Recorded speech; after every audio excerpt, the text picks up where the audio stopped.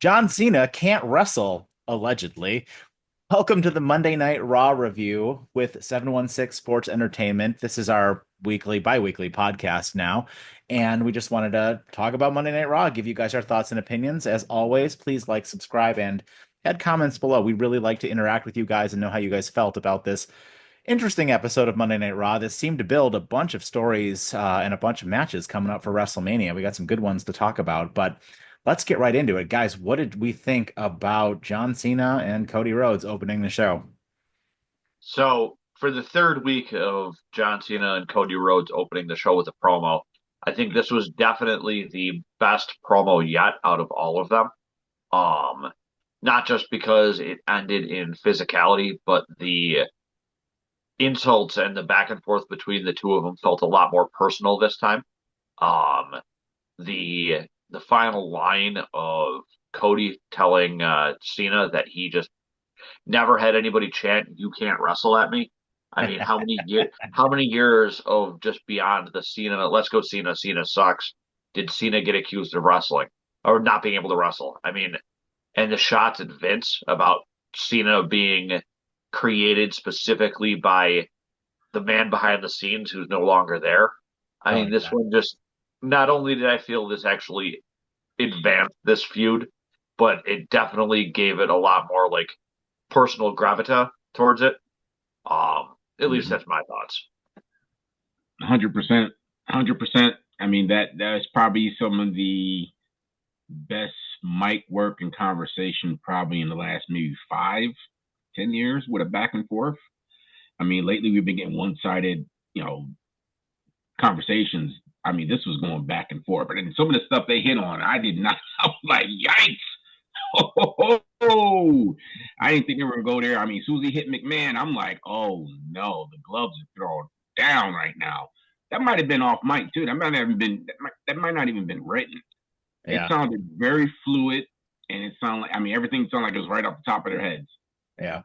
It almost felt like that was definitely unscripted in parts. I mean, on top of the fact that they took made a couple indirect mentions of Cody's time leaving, things like that, definitely felt more off the cuff and less scripted than normal. Hmm.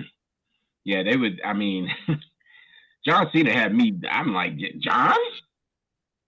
I mean, we haven't seen John with the mic like this in a long time. I was waiting for him to bust out a rap.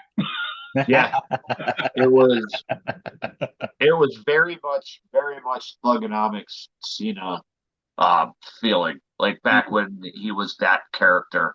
It felt like this felt like something that would have come out of him then.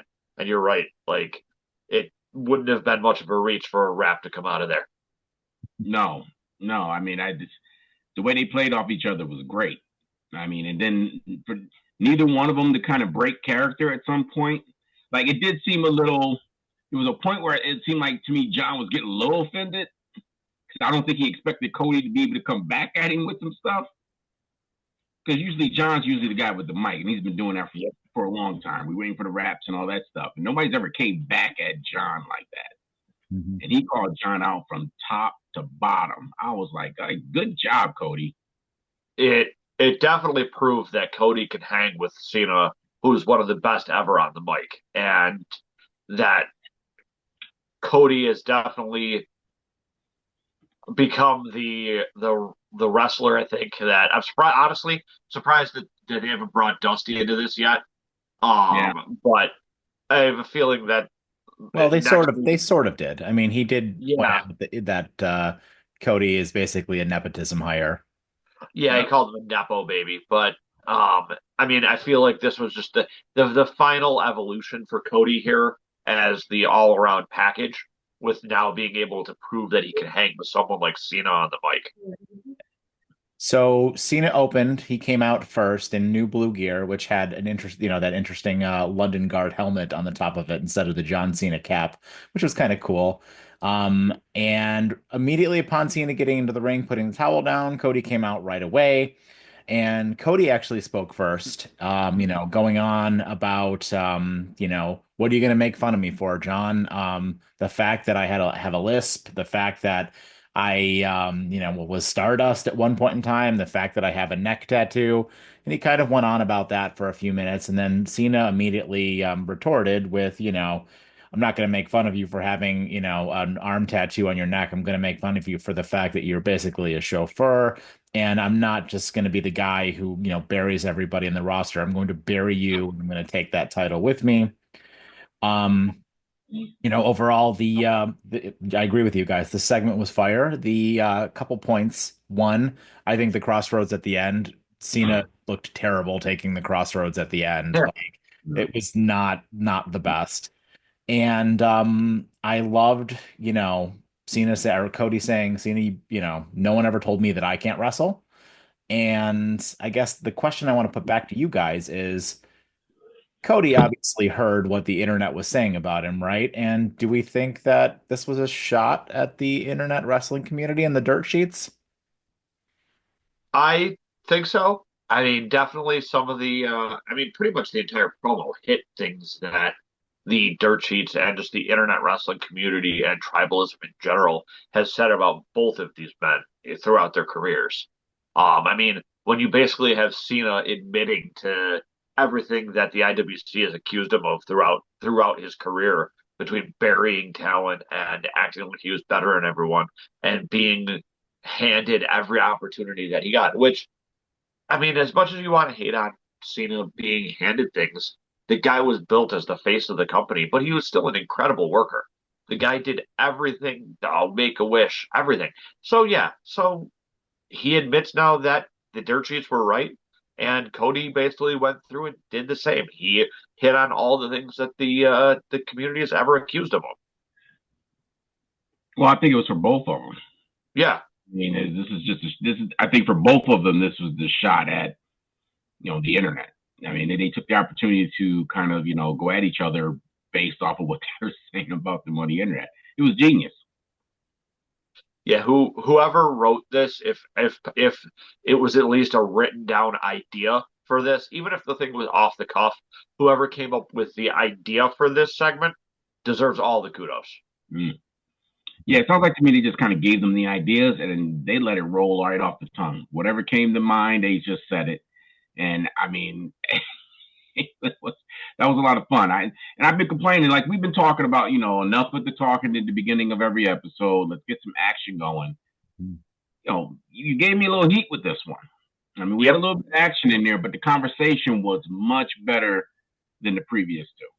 And I will say the only thing that was missing for me is where is Rock the Dwayne Johnson throughout this? I mean, we're what one Raw remaining before the biggest show of the year, Two. and all we got was a two. Still, I thought next week was the last one. No, there's WrestleMania's on the 19th. Yeah. Okay, so two then.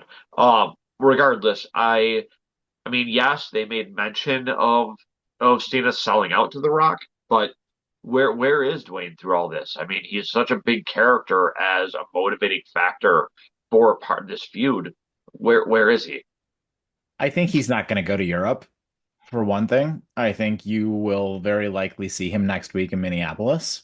I mean, I think you kind of have to, right? Like, you've got two Raws left and three SmackDowns left until WrestleMania. Cody can probably be on all of them if you need him to be. Yeah. And I would have no doubt that at some point in time before WrestleMania, you will see Dwayne on your television. I think you have to. Even if, assuming you don't see John Cena again, you will see Dwayne at some point in time. And I'm not going to skip too far ahead, but we did get a recap package for what happened on SmackDown, and it did confirm that the Seth Rollins CM Punk Roman Reigns match will be the main event of night one, making our title match that we're discussing now to be the confirmed main event of the second night.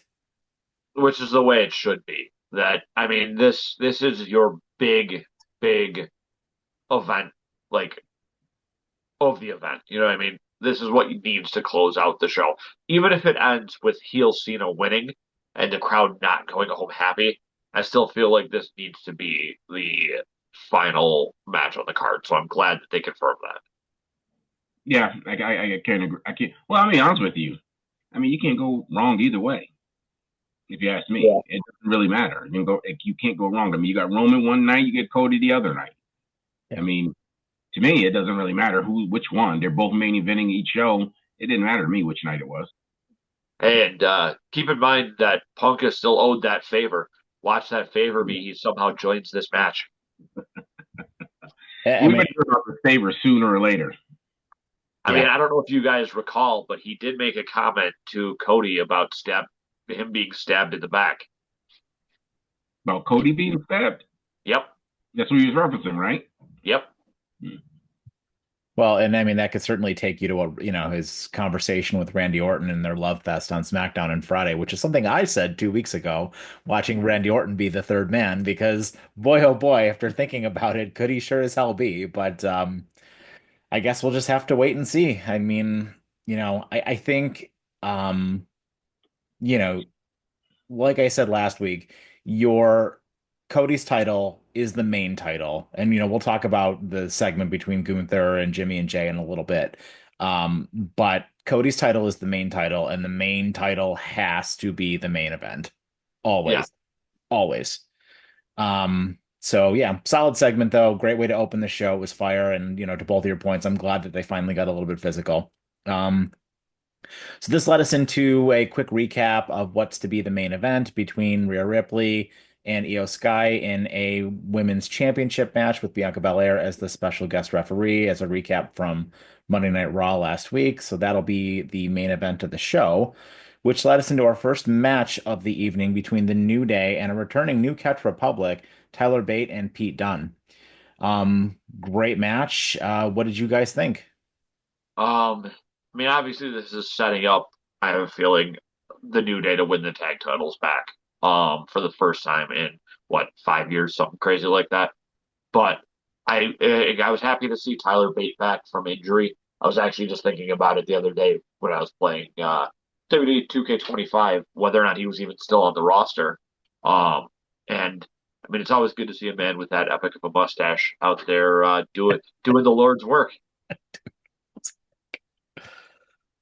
Yeah, that was a good match. I wrote that down there in my notes. I said it was a very, very good match. Um, yeah, I was happy to see them back in the ring. Happy to see both of them back in the ring. To the original characters, it was fun. Um, I think you're right about the New Day. They're getting the belts. I mean, they probably owed the belts due to them riding the Usos for the last 4 years now, and New Day just being background characters. Yep. So they have probably owed something. A changing character, like we've been saying, a lot of wrestlers need it. They did a change in character. It's still hard for me to take them serious as heels. I still feel like New Day no matter what. But yeah, good. Yeah, let them be heels. Let them get the belt. Let them hold on to them for a little bit. I mean, they're not doing much with the tag belts anyway, so you might as well just go ahead and let them ride it out and be the face of it for a little while. Yeah. I mean, that's been my problem with the Raw tag belts. I've mentioned it before on previous shows. Is as much as I like the War Raiders, and especially now that they're no longer the Viking Raiders, them as the War Raiders are a fantastic tag team. Outside of the New Day, I mean, now that we have New Catch Republic back, maybe we'll see a little bit more movement in Raw's tag division. But Raw's tag division is just almost non-existent. Yeah, pretty much. And also, I mean, there was no pop for the Raiders when they came out. I mean, it was silent. I mean, nobody settled. There was hardly any. No one even reacted to them coming out. I thought we got a little bit of a reaction. They're out in the UK, but we didn't even get a reaction. So England's been kind of a weird set of crowds I've noticed. Like there's been pops for some people, but then there's been absolutely no pops for others. So I think it's tough to make a judgment call on things like that just because of how some of the foreign crowds can be. There's certainly a point to that. Like I've noticed that the crowds in England specifically have not been as good as the crowds in other parts of Europe that maybe don't see wrestling as much as England did. Like this crowd in Spain was out of this world. The crowd in Ireland was out of this world. And I don't know if it's just, with London, having such a rich wrestling history that maybe they're taking it for granted a little bit. They did make mention later on in the show that this was like the 17th or the 19th time that Monday Night Raw had been in London. So, it's not like it's that irregular for them to receive, these WWE shows. Yeah, to your point though, solid match. Kofi Kingston at the end of it pulled Tyler Bate down and he kind of hit his face on the ring apron, which allowed Xavier to beat down Pete Dunne. And then Kofi hit him with the double stomp to get the win. And then, as you mentioned, Kathy Kelly gave a quick interview with the New Day, who demanded the tag belts. And then the War Raiders came out for a stare down. So I guess the question I have for you guys is this just going to be a throwaway Raw match to put those belts on them, or is this going to happen at WrestleMania? Does WrestleMania get a pre-show normally? I don't remember. Yes, but not with matches. Yeah, If not it, with any matches. I was gonna But say yeah, if there's a pre-show, I could see it being on the pre-show, but otherwise, because like unlike SmackDown where they do like the Andre the Giant Battle Royal, Raw's too far in advance to Mania, so I could see it maybe being the Raw after Mania. I mean, we've only got, I and mean, they still got some matches to fill. I mean, there's still that's what some I was room in gonna the say. show. Yeah. We've only got maybe two, three, I don't know, like 8 or 9 confirmed matches for WrestleMania. And, I want to say that last year there were at 12, maybe 14. I think both nights had 7 matches. So, Yeah, I mean, you're definitely going to need, and you'll probably get, two relatively large multi-man tag matches, two 4v4 tag matches, probably one for the men and one for the women on there just to get a bunch of people on the card, which probably won't be announced for another 2 weeks. But I would assume most of the other matches should probably be set like in the next week, At I would think. at some point here, we should go over what the card or the potential card is going to look like. Hmm. Maybe give some ideas on where we think this is headed. Yeah, yeah, I agree. Okay, so after that segment, we had Jimmy and Jay backstage. Jimmy kind of giving Jay a little bit of a pep talk, and Jay sort of telling Jimmy to not, to not take Gunther lightly, which immediately led into our match of Jimmy versus Gunther. A lot of good back and forth here, but I mean, in the end, as we said, last week. Gunther dominated Jimmy, and Jimmy got a few moves and he had a really nice superplex. But most of what was significant to talk about here was the after the bell stuff. So, what did you guys think of this segment and how it built up the world title match? I So Big Jim definitely got in more offense than I expected him to. I know I mentioned on the show, both of our previous shows leading up to this, that I expected this to be basically a squash match, which I mean, more or less it was. They let Jimmy look a little bit stronger though by letting him get at least some moves in. The bigger story is, like you said, what this does towards advancing that feud between Gunther and main event Jay. Um, this definitely has been the best setup so far that they have done.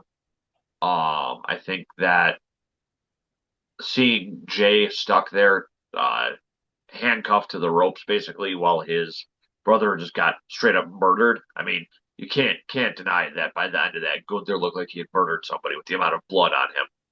Um, but I think it was the best setup we've seen so far. yeah. Shout out to the conversation between Jay and Jimmy.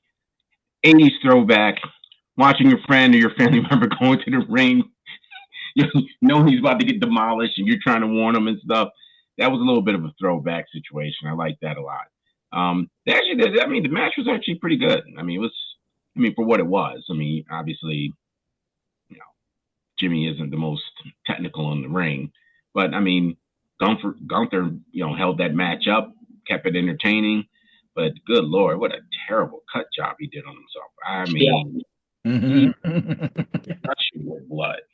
I'm I mean, surprised he could walk. I mean, he's probably going to need maybe a blood transfusion after that. He lost a lot of blood. yeah, he was all bleeding like a stuck pig. I mean, was that a cut job or did Gunther legit get him with the title? Well, No, it was a it, cut. He was outside the ring all that time. Gunther was doing, taunting. I was just gonna say, Jay. yeah, that happened after he hit him with the title, right? Mhm. Yeah. Yeah, yeah. So he was outside the ring, and they let him, gave him the opportunity to do that. But that was a mean cut.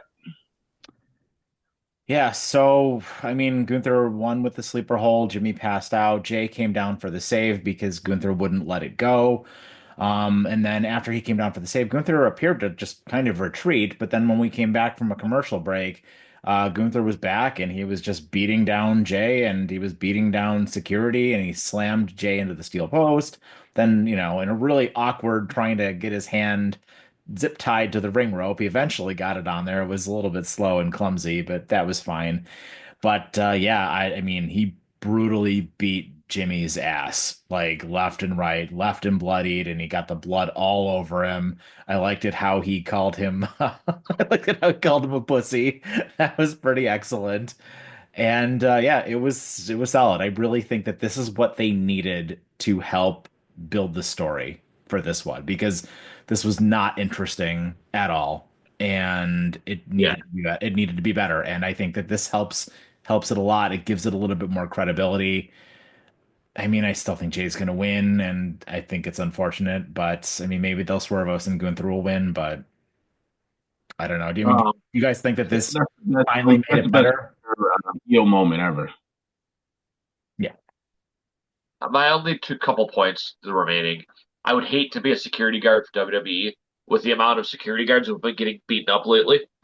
Um, and then the other, sorry, the cat was our guest visitor there was leaving. Um, the other thing is like a guy the size of Gunther. How do you not notice him coming back to jump you? Ran off into the crowd, Jimmy and Jay walking away, and then all of a sudden Gunther teleports behind them to beat him up. Got to see that guy coming.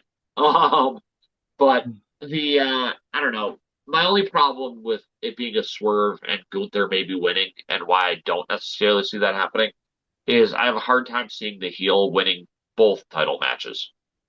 Like I'm not sure I think Cena's what going to win. I I still think Cena's more likely to win. And if Cena's gonna win, I feel like Gunther won't win. You know what I mean? Well, you'll So I have to guess tune into our predictions video to find out where we stand on that. oh for sure. Cheap plug. In the words of Mick Foley, got to go for them cheap pops. Yes, yes, sir.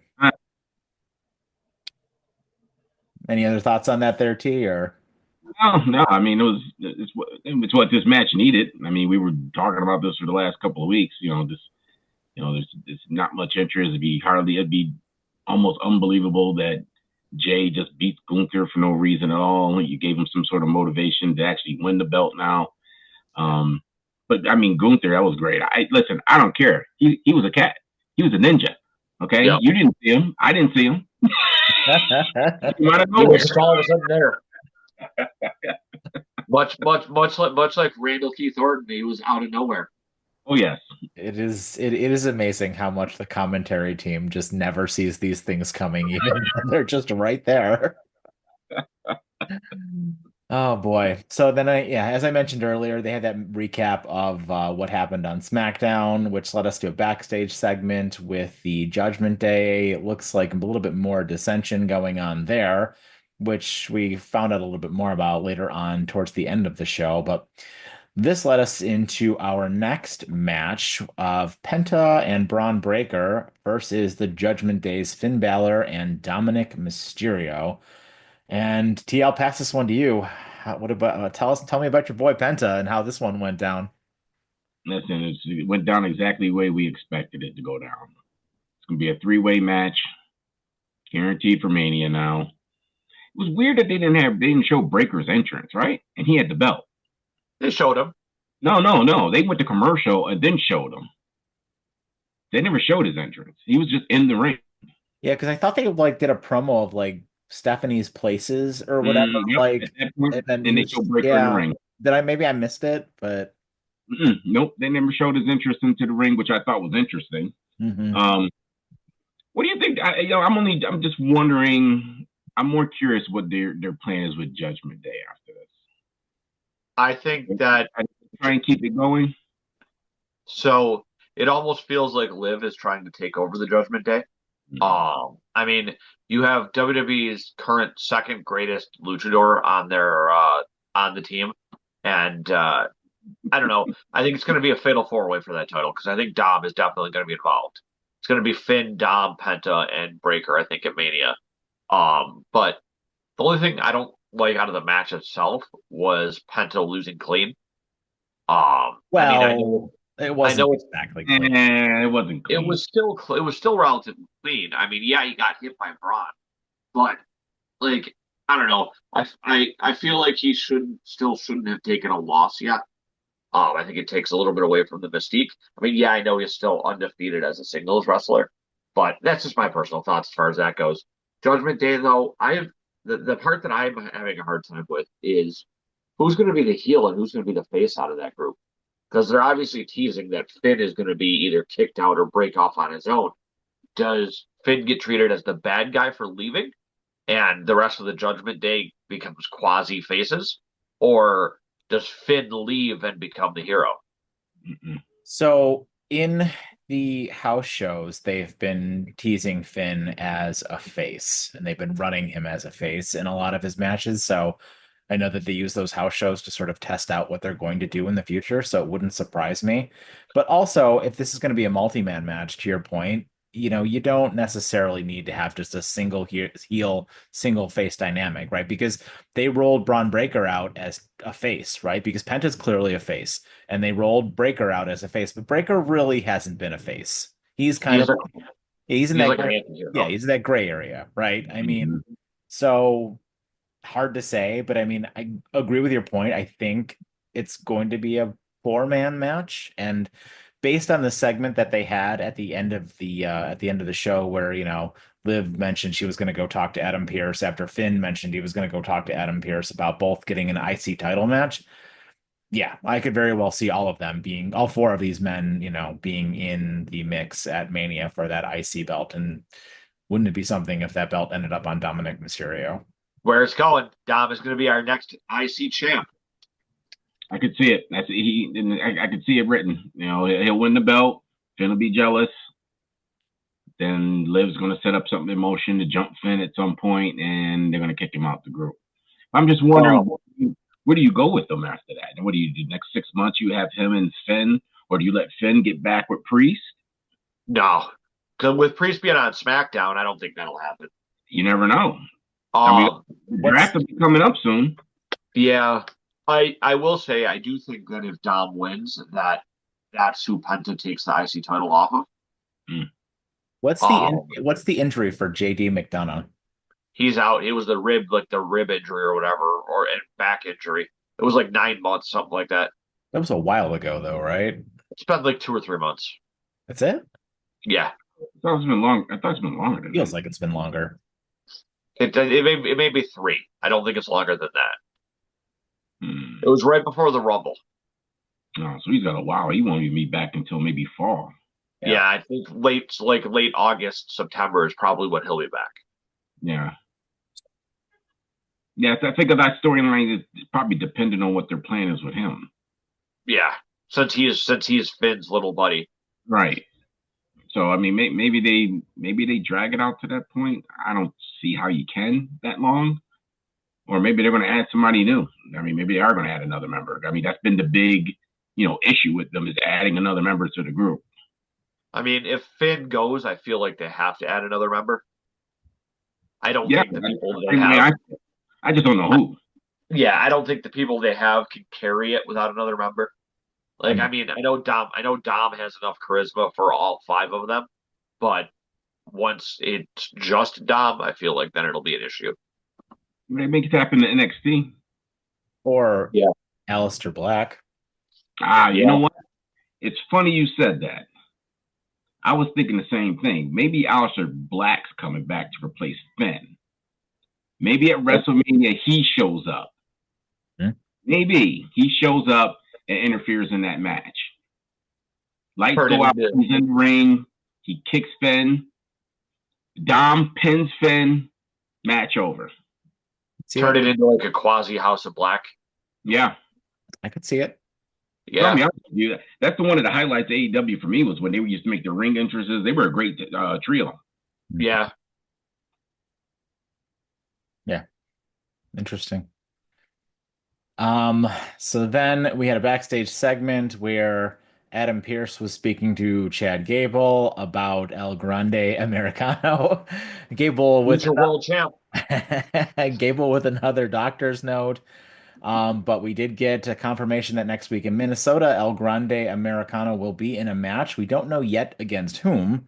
Gable was a bit disappointed that he will not be able to have a match in his home city, but I guess we'll have to see who El Grande goes up against. It may be Rey Mysterio, or we may just be kind of holding that until WrestleMania, but we'll have to wait and see on that one. But then, interestingly, Gable ran into Otis and crew, and Otis and crew, Maxine and Tozawa, have a new team name, the Alpha Babes. I saw Yeah. it on their shirt, which was kind of odd.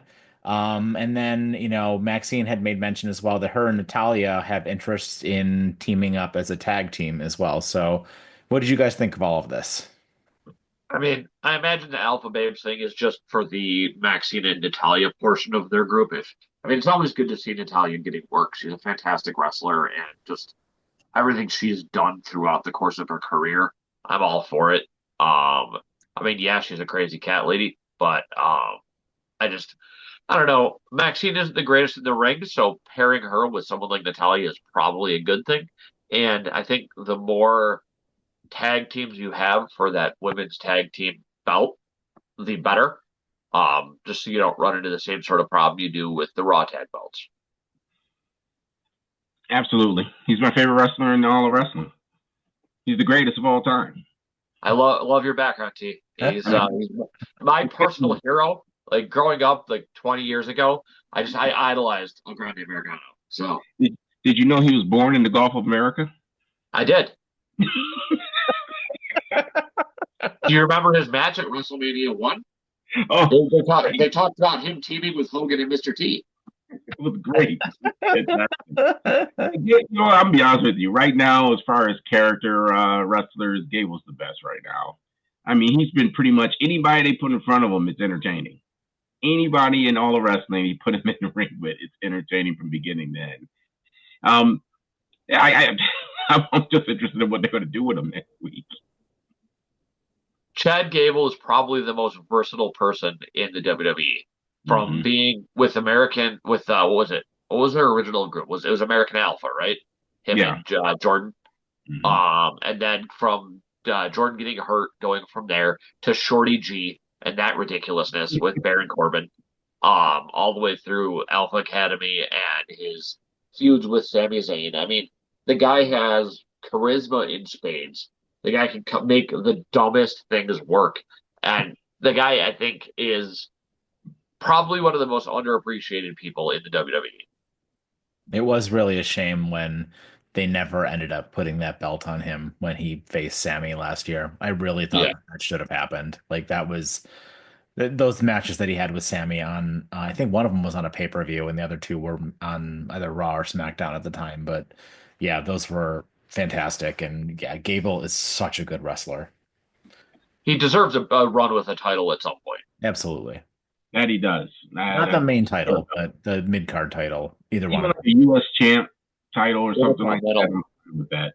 I mean, El Grande Americano should have the United States Championship.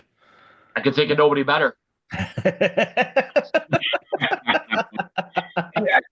One thing, 'cause I mean, not to cut anything off. Just can we talk about the Hall of Fame inductions just for a second? Sure. What about?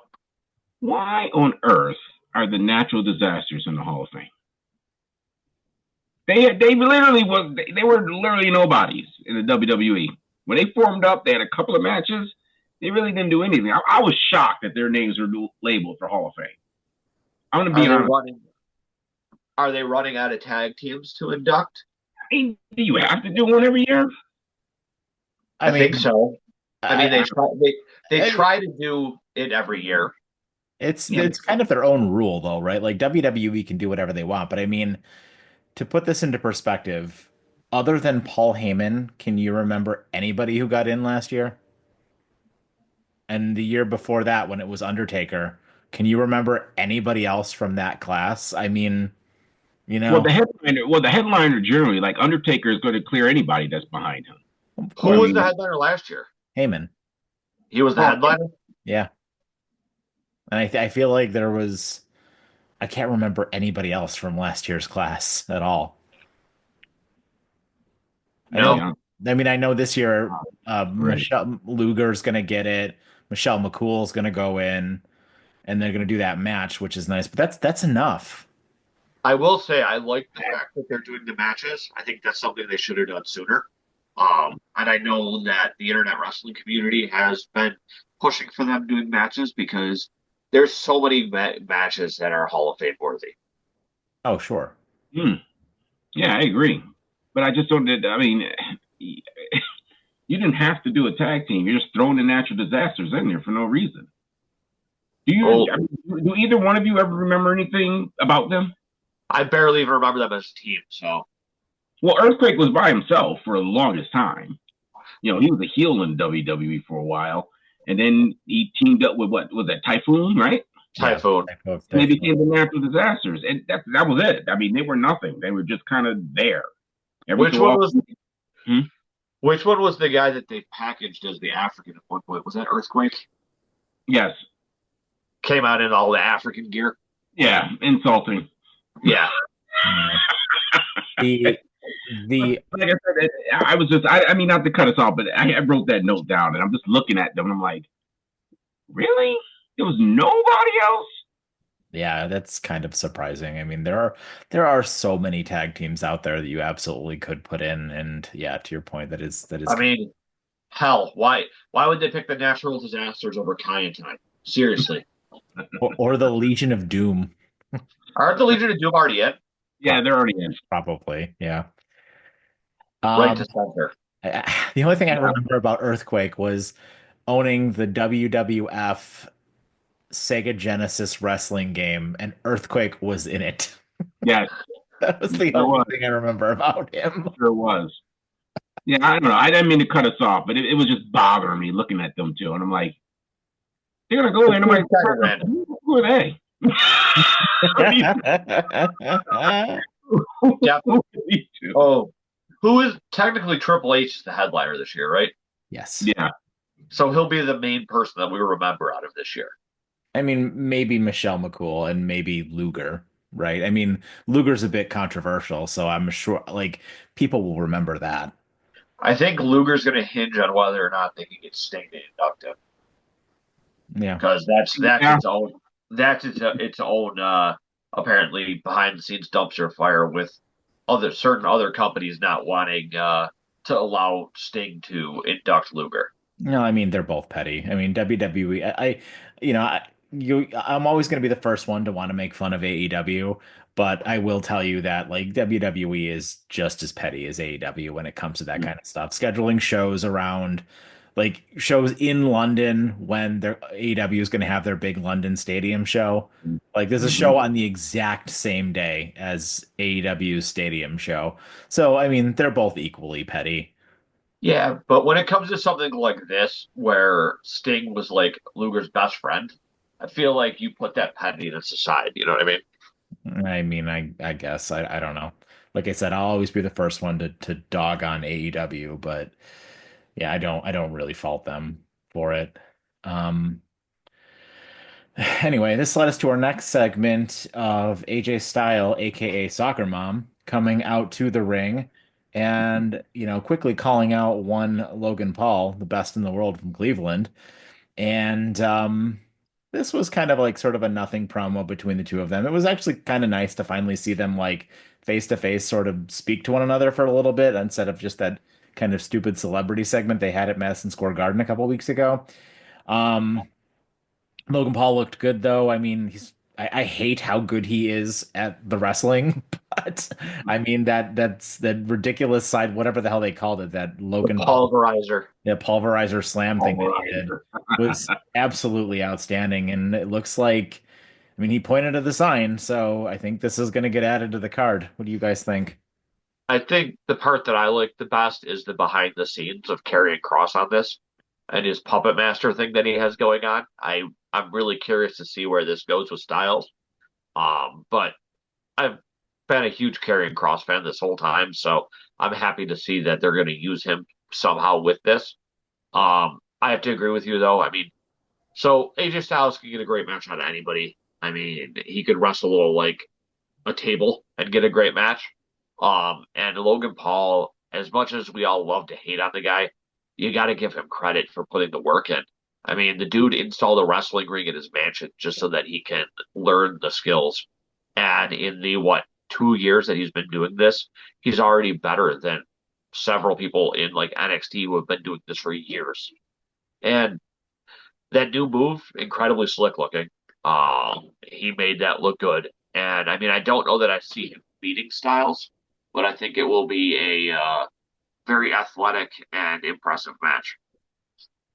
Yeah, and I don't think people that I don't know if you guys realize there was him and his brother had some meet greet, something going on in London this past weekend. It was all over the internet, and I guess they were pissed off that there weren't that many people there. It was a sparse crowd, so you can see in his face, you know, he seemed a little offended with the crowd too, because I think a lot of had to do with the fact that he had that show outside of WWE and nobody came to it. And when they started chanting and calling him, it looked like he was like kind of taking it serious. Hmm. Yeah, I mean, yeah, a little bit. He's fine on the microphone, but for the most part, all of his promos kind of come across exactly the same, right? Like it was funny hearing AJ Styles call him the biggest douchebag on the planet, but like every Logan Paul promo is, "Hey crowd, you're poor and I'm better than you." Like, and that kind of runs thin for me after a while, but I just here nor there with it. And I think the thing that works for Logan Paul is that he doesn't even have to play a character. He literally can just go out and be himself because he's that big of a douchebag. Yeah. Well, I mean, and yeah, I mean, he carries himself that way, so it makes it a little Yeah. easy. But I mean, you're right. He is a good wrestler. He definitely has a long way to go with the microphone. He had to learn he has to learn what Roman had to learn. Use the crowd. Yeah. And when the crowd was booing, you're trying to talk while they're booing and chanting stuff. You got to play along with them, and he wouldn't. He kept trying to talk while they're booing and yelling at him. Like you got to learn how to play along with that, and his back and forth he still has to work with. Look at each other eyes. Give us some sort of some sort of stare down stuff like that. But he's too busy walking back and forth in the ring. But he has a great. I mean, he's a better wrestler than I expected him to be. Oh yeah. I remember when the WWE first brought him in. Remember they were trying to make him face, and so I don't think they realized how detested they are by people. People don't just like them generally, and WWE had to do the swerve and change it around. I mean, they changed it like within a week of him coming into WWE from being a face to being a semi heel because he was teaming up with Miz, right? Yep. It was, yeah, they made Miz the heel in that, which was the mistake after the fact. And then it flipped. Yeah. Yeah. So he they're just using how everyone naturally feels. He just hasn't learned how to play along with it. When you consider how universally despised the Paul brothers are, like he just needs to lean into the fact that he's always going to be a heel, no matter what he tries to do. Yep. Yeah. So announced for next week, we're going to get Lyra Valkyria versus Bayley for the Women's Intercontinental Championship. I kind of hoped that they would build this a little bit longer, but I guess they're just going to go right into it. And then to our main event of Io Sky versus Rhea Ripley with Bianca Belair as the special guest referee. Sean, since you rolled your eyes there, I will let you start on this one. I mean, I don't know. I have the same exact complaint about Bianca Belair every week. She has no personality. She has no character, and she gets no reaction from the crowd. I mean, she came out to prepare for the match, and there was no pop for her. There was barely even any noise at all for her. Even during the whole, because on Netflix, you can see through the commercial break. During the commercial break, when she was walking around the crowd, by the front row there, nobody wanted to interact with her. I mean, honestly, though, I don't know if it falls on it being a weird London crowd because Io got a similar reaction when she came out. The only one who got much of a reaction when they came out was Rhea, because obviously it's Rhea. But the match itself, I mean, was pretty much what I expected. Relatively hard hitting. The Bianca called it relatively well for the most part. I hated the way it ended. I I expected it to end in some sort of hinky ending, but for it to be a double DQ like that, I thought was kind of lame. I'm happy Rhea stood tall, and I mean, we go from there. Yeah, and I mean, the Bianca thing explains itself. They have to definitely do. I mean, we said it last. They got to do something new with her. They have to do something new with her. Get team her up with her husband and turn him into a little faction or something. I don't know, but they got to do something new to get the crowd back behind her. I thought EO did get a bit of a pop. I mean, obviously it wasn't as loud as Rhea's, but I thought the crowd reacted more to her. They even chanted EO. You know, they did the song to her too when she was in the match. So don't During the forget. match, yes. Yeah, so don't forget that. So I mean, she had support out there. But yeah, the Bianca thing is like it's becoming the Charlotte thing. You're kind of cramming her into matches for WrestleMania. Every title match there is at WrestleMania, somehow she's involved in one of them. It's they do need to do a rebranding of her, take her off the camera for a little bit, and figure out something new. Yeah. The worst part is that there's a better story she could be involved with rather than the title match. I mean, the whole Naomi Jade thing is going on. She should be involved in that story, not this title match. Mm-hmm. So And we're almost acting like she's not even like she wasn't even part of that story. Right. yeah. Yeah, it's almost like there are two separate seems like there are two separate stories going on with that. Um Rhea dominated the match early. Io hit some good offense after the first commercial break, and it seemed like, Bianca was kind of getting in Rhea's head a little bit. There were some nice near falls. Io kicked out of a like boot or a knee to the face after like a razor's edge. That was pretty cool to see. Mm.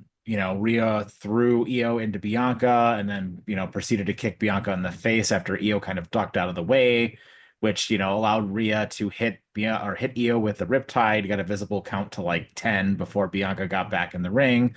Rhea then slapped Bianca while she was in the ring. And then Io kind of like pushed Rhea out of the way, which allowed her to kind of hit Bianca with like a missile drop kick, if you will, off the top rope. And then Bianca, to, with your point there, Sean, just went outside the ring and said the match is over. And just like that was kind of it, right? And Rhea after that just blew a gasket, beat the piss out of both of them, and hit the riptide on Bianca off the top rope, hit a riptide on Io, and picked up the belt and stood tall. So my question for you guys is twofold. One, this is going to be a triple threat at WrestleMania, right? And two, did they help the build for this match at all with this? Here you go ahead. I think they no.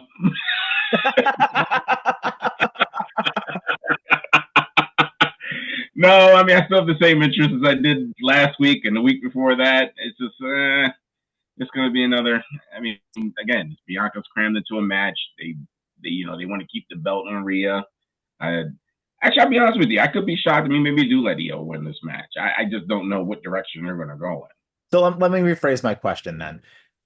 Now that we've seen what we've seen from this getting a full segment and Roman, Punk, and Rollins getting a full segment to tell their tale, are we now content that this one should not be the main event? 100%. Oh, 100. Agree. There's no way this should even been sniffing close to even the main event. Honestly, if whatever night the Gunther J match doesn't open, this should open. Do you think that this should open night one? This should be the first match?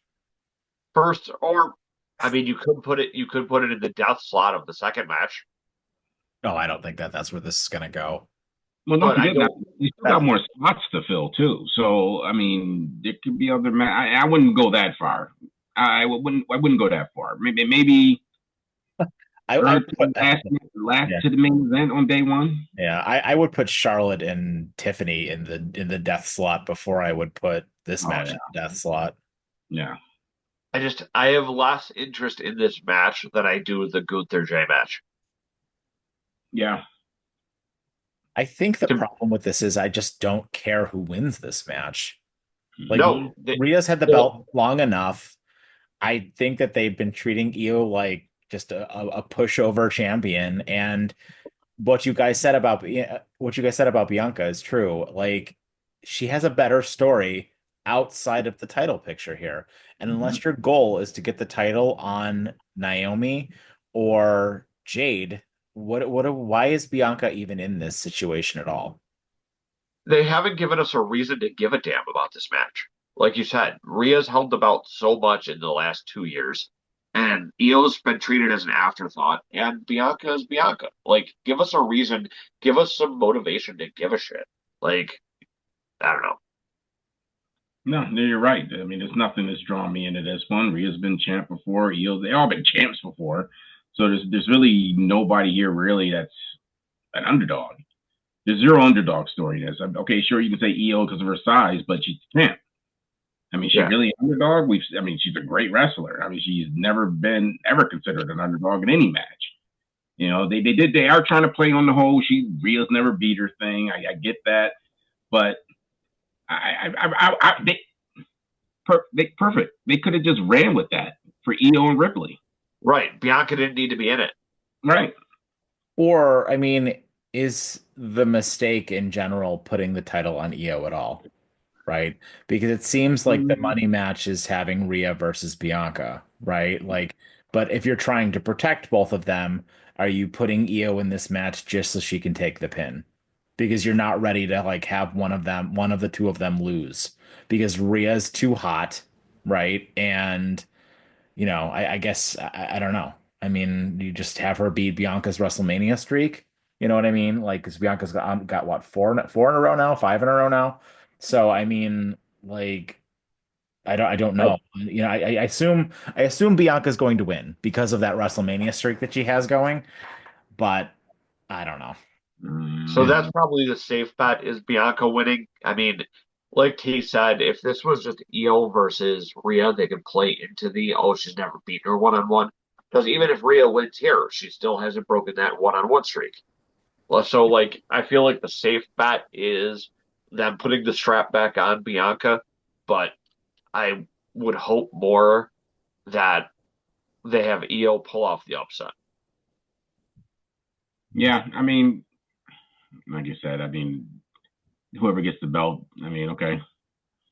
I mean, it's not very many other women are going to compete for it. It's just going to be the same circle. Yeah. You know, Becky Lynch is not going to come back anytime soon. Heck, she's going to be in Happy Gilmore too. Yeah, I mean, I mean, we don't think we'll see Becky right after WrestleMania. Uh, I don't think we'll see Becky until closer to SummerSlam. yeah, she's got a few movies or TV shows Hmm. Yeah, she got right Happy now. Gilmore 2 and at least one other one. Yeah, so I don't think you're going to see her for a little bit. And I mean, outside of the people who are currently the three of them that are feuding for it and like Liv Morgan, who is there on Raw that could feasibly be involved with the women's title? Mm. A Well, I re- mean, Raw also needs like they need influx. They need more women. Women are good wrestlers is what they need. a So I mean, they're just returning Soraya. cycling. Pa- They're Paige just here. cycling through 'em. They're just cycling the same ones over and on repeat.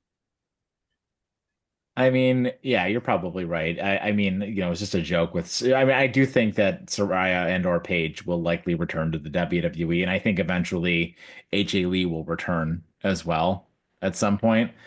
But I wasn't aware of, Becky being in all those film projects. I thought I was just kind of under the impression she was going to come back right after WrestleMania. And similarly with Alexa Bliss too, which like I don't know what the hell's going on there. It sounds like, they're just kind of waiting for a storyline with her, but Yeah, that's its own weird situation with her. yeah. Mm. Um, and I have to imagine that after Mania, we'll see the typical call-ups from NXT. So maybe we'll actually get more of Roxanne Perez Which we and should. along those lines. Which I'm kind of disappointed because I thought we were already going to start seeing more of her, especially with the way they were teasing her like feud with Bailey and all that. Like, give me more of that. I love me some Pop Rocks. She's the perfect person to put one of those women's mid-card belts on. Mm. Yep. Yeah. I mean, real quick, back to the women's mid card belt. That Lyra Bailey match for next week. Like, it's another one where was the build for it other than, oh well, Bailey was the only person who's beaten me and it wasn't in a title match. Like, so what? You've lost other people, just not for the title. Well, you already know what that is. They're lining up another triple threat match. Yeah, they're gonna do. That's all they're doing. They'll do something for it. I Mm-hmm. really hope that they put both of those titles on WrestleMania. I have a feeling it seems more likely that the Zelina and Chelsea Green match like it will eventually make its way to WrestleMania because Zelina's got that underdog thing going on. But Yeah. there's like nothing with Lyra like at all right now. I'm not Which interested. She's a good wrestler. I'm just not interested in her character at it all. sucks because she's a fantastic wrestler, and but her character is just, oh, I'm the little girl who overcomes things. Yeah. Yeah. Yeah, she's. And Yeah, I thought they threw the belt on her too quick. yeah. And it But doesn't who would really you? Built up a few storylines for her, get her feet wet because she's not that great with the mic. She still has a lot of work to do with there. It's kind of weird having somebody with a belt who really doesn't hold us with a microphone. Who would you have put it on otherwise? one of those belts needs to go on an established person. And I hate like I know it's next week, but I Yeah, think that Bayley. that belt should have started with Bailey. Well, they're going I to don't put know. Bayley in a triple threat match because she's going to be the season one to keep the match moving. She's going to be the catalyst to turn the match into at least a decent match. I think that women's U.S. belt is on the perfect person with Chelsea. Oh, 100%. Yeah, Mm-hmm. she's running with that. She's doing a great job. It's just you need you should have put a well-established person to be the first person to carry that women's IC belt. Bailey comes to mind. I know Asuka is hurt, but Asuka would have been perfect for that as And well. Alexa Bliss. Alexa Bliss would have been perfect for that. I mean, I know she was like coming back from her pregnancy, but there were a bunch of people who would have been a bit better choice to put that belt on initially and then give it to Lyra, right? But I don't know, that's neither here nor there, I guess. And we can certainly debate the how all of the titles are sort of standing, right now in a future episode of the show. But yeah, guys, that's it. That was Monday Night Raw. So do you guys have any final thoughts? Um, I think overall it was another decent show, probably 7 out of 10. I mean, the promos and everything did a decent job of continuing our road to WrestleMania. We definitely advanced several of those matches and storylines further than we have on previous episodes. With 2 weeks left, there's still a few more things I would like to see done. I'd like to see, like I said, maybe The Rock show up for the Cody Cena segment. But I'm for the matches that I care about, I'm pretty happy with the direction they're going. I definitely needed to see the Rock at the contract signing.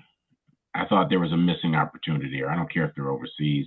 Rock, you're part of this board. You need to, be part of the show, man. I mean, you put yourself into the middle of it, and then you just pull yourself out whenever you're ready.